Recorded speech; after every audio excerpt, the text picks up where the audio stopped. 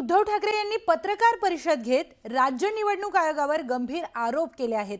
यावर आशिष शेलारांनी टीका केली आहे। उद्धव ठाकरेंच्या बुद्धीमध्ये हेराफेरी झाल्याचं त्यांनी म्हटलंय। तर ठाकरेंच्या पत्रकार परिषदेला परवानगी होती का असा सवाल देखील त्यांनी उपस्थित केलाय। चोरीचे आरोप करून झाले आता शाईवर आलेत असं म्हणत त्यांनी ठाकरे बंधूंवर निशाणा साधलाय।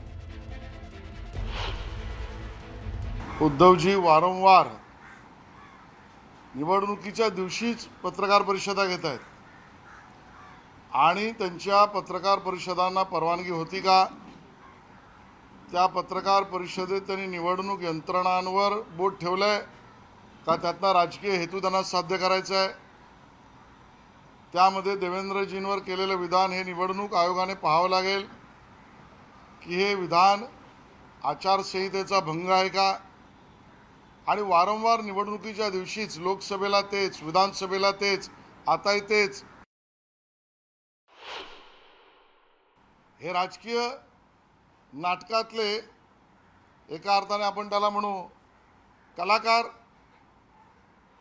नटसम्राट, हे दोन्ही बंधू राजकीय नटसम्राट आहेत। त्यांनी याच्यावर कथानक रचलं की शाही आणि बोगस। पहिलं शाही पुसणाऱ्याने तक्रार केली नाही, ती पुसली ही दुबार आणि बोगस मतदानासाठी केली आहे। त्यावर तक्रार करावी, यापुढे जो शाही पुसेल त्याच्यावर तक्रार करावी, गुन्हा घ्यावा। मग तेवढ्यावर थांबले नाहीत, आता शाहीवर चोरी आहे सांगितलं। अहो बाबांनो, ह्या एवढ्या चोऱ्या नाहीत, हा त्यांच्या बुद्धीत हेराफेरी आहे। मी थेट सांगतोय, हा त्यांच्या बुद्धीतील हेराफेरीचा प्रकार आहे।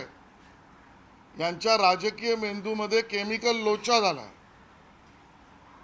आणि तो राजकीय मेंदूतला केमिकल लोचा या वेगवेगळ्या प्रकाराने चोरी चोरी चोरी चोरी अहो तुमच्या बुद्धीतील हेराफेरी आहे, चोरी नाही।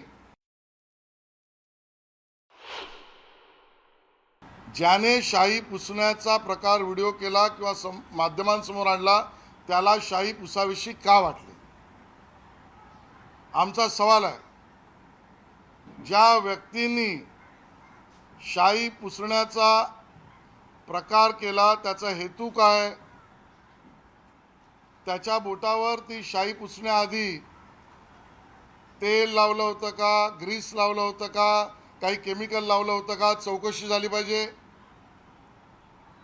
बरं, शाही पुसायची का होती? ज्याने शाही ठेवली त्याची सुकली, पण ज्या लोकांनी, ज्या व्यक्तींनी शाही पुसली त्यांचा हेतू गुन्हेगारीचा होता, माझा आरोप आहे। आणि ज्याने शाही पुसण्याचं काम केलंय, निवडणूक आयोगाने त्याच्यावर गुन्हा रजिस्टर केला पाहिजे। तर मुंबईमध्ये बोटावर लावलेली शाई ही पुसली जात असल्याचा प्रकार समोर आलाय। ठाकरे बंधूंनी यावर जोरदार आक्षेप घेतलाय। अखेरीस निवडणूक आयोगाला जाग आली आहे आणि शाई पुसली जात असल्याबद्दलचा खुलासा त्यांनी केलाय।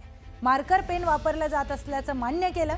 यापुढे झेडपीच्या निवडणुकीमध्ये वापरणार नाही असा खुलासा राज्य निवडणूक आयोगाचे आयुक्त दिनेश वाघमारे यांनी केलाय। पण अजून कोणतीही कारवाई किंवा शाई बदलाबद्दल कोणतंही पाऊल उचलण्यात आलेलं नाहीये।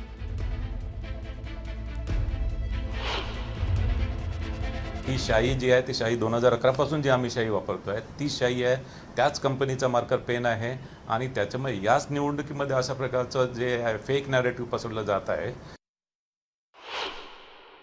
सत्ताधाऱ्यांना मदत करण्याचा कुठला प्रश्नच उद्भवत नाही आणि निवडणूक आयोग ही निपक्षच काम करत आहे आणि कुठल्याही प्रकारचा फेवर किंवा फेवरेटिझम आम्ही कोणावर करत नाही।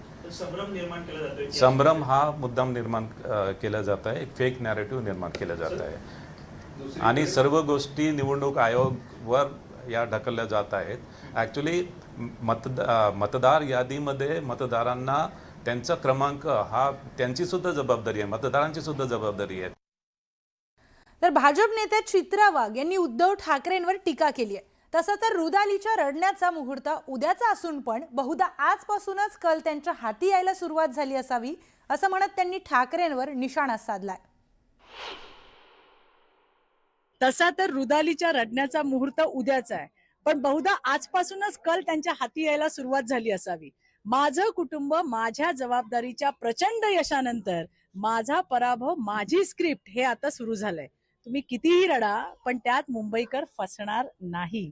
किंबहुना मुंबईकर आता फसत का नाही याचमुळे तुमचं रडणं सुरू आहे. काहीतरी उद्यासाठी राहू द्या उद्धवजी. तर अमित साटम यांनी सुद्धा उद्धव ठाकरेंवर टीका केली आहे. उद्याचा पराभव दृष्टिक्षेपामध्ये दिसत असल्यामुळे उद्धव ठाकरे कव्हर फायरिंग करत असल्याची टीका अमित साटमांनी केली आहे. उद्धव ठाकरेंचं रडगाणं ऐकलं. उद्याचा पराभव दृष्टीपथात दिसल्यामुळे हे कव्हर फायरिंग आहे उद्धव ठाकरेंचं आणि त्यामुळे सारखं सिस्टीमला या ठिकाणी त्याच्यावरती टीका करायची, निवडणूक आयोगावरती टीका करायची, मतदार याद्यांच्या घोळावरती बोलायचं आणि असे सगळे प्रकार बोलून दिशाभूल करण्याचा प्रयत्न करायचा.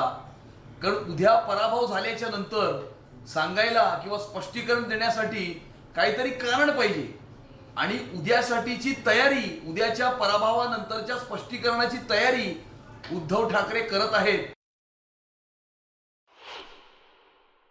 उबाटा असेल आणि मनसे असेल दोन्ही पक्ष पराभवाच्या मानसिकतेतून वक्तव्य करत आहेत. आज पण त्यांनी पत्रकार परिषद मुद्दामून 1:30 वाजता घेतली की जेणेकरून मतदारांवर प्रभाव व्हावा त्या दृष्टिकोनातून. यापूर्वीच्या पण लोकसभा आणि विधानसभेच्या निवडणुकीच्या वेळी पण बघाल आपण, त्यावेळी पण त्यांनी निवडणूक आयोगावर ताशेरे ओढले होते.